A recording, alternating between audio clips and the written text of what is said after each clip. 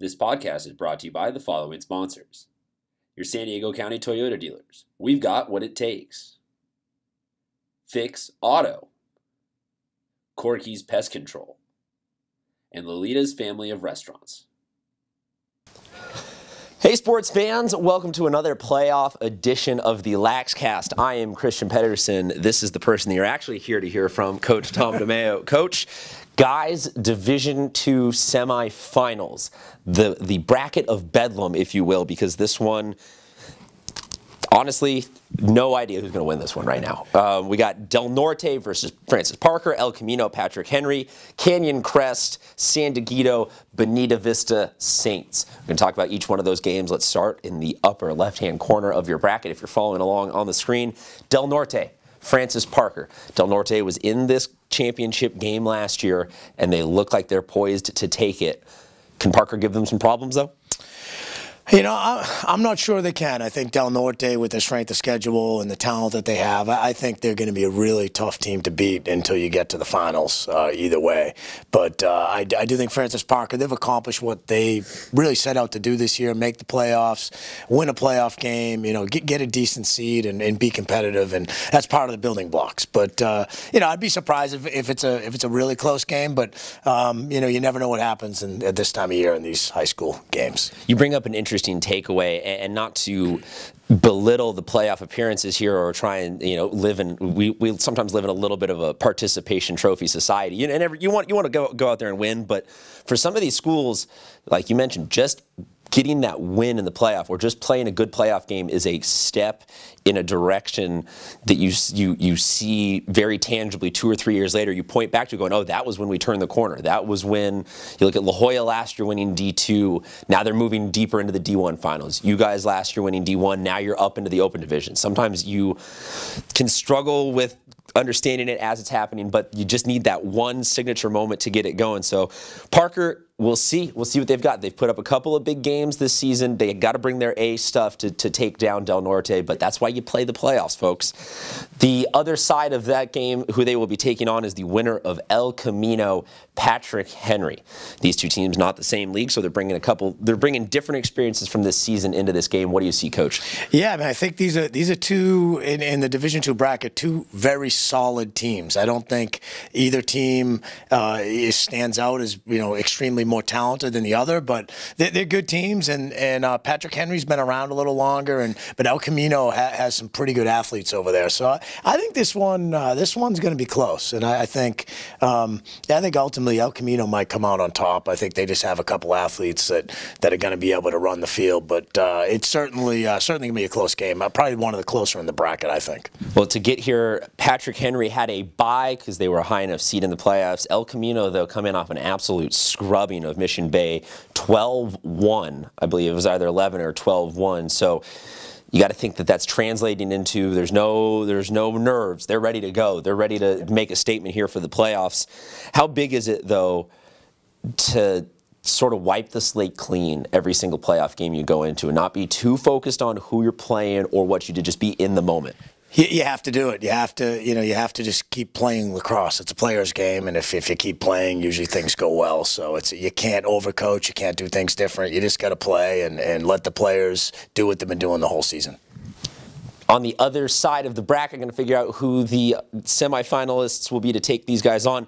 Canyon Crest, San Diego, that's our first game to talk about here, Coach. Canyon Crest getting the bye, San Diego getting a win versus Point Loma to get here. What do you see here?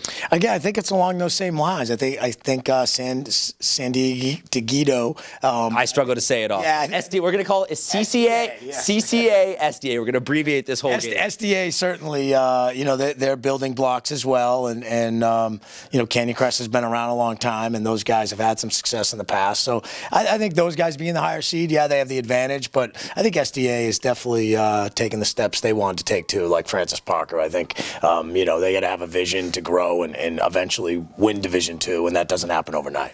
When it comes to a school like San Diego or SDA trying to take down someone like Canyon Crest, who's, you know, we got, like you said, a little bit less solidified, a little bit more traditional school.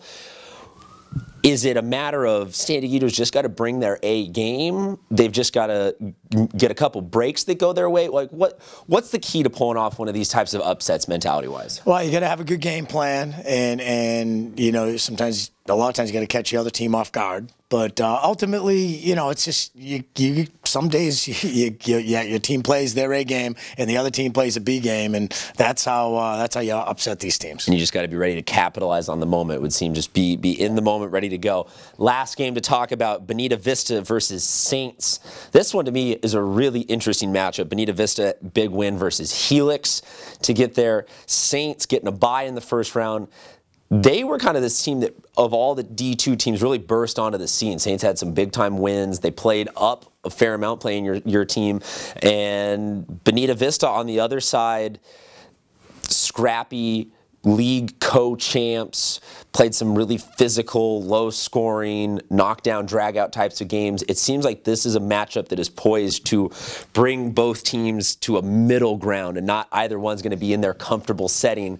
They're just going to have to grind it out, and this one ends up being like an 8-6 type of really great game. Yeah, I could see it be a low-scoring game. I mean, the Saints plays good defense, and they control the ball well, so I don't think this will be a high-scoring game by any means. But, again, I do think that Saints is one of these teams that's poised to be playing deeper into the playoffs, and I think have the advantage and the experience, and they get some good athletes, and again, like you said, playing up the schedule they played, that's going to help them in the long run.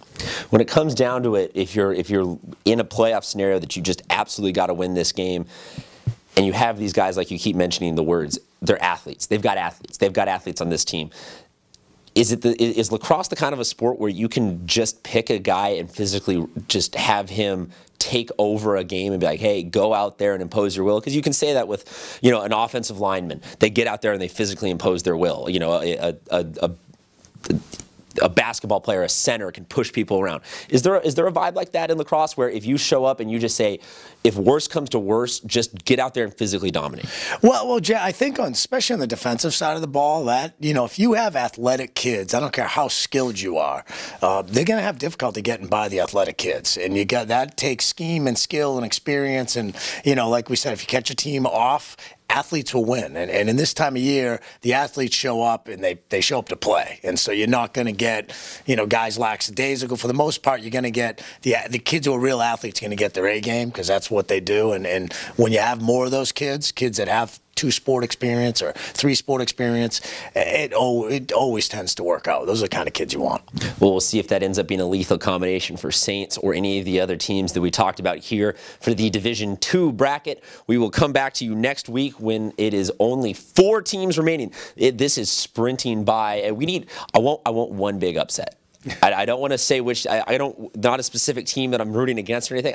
Give me an upset. Give me something big and fun to talk about, and we will see you next week, folks.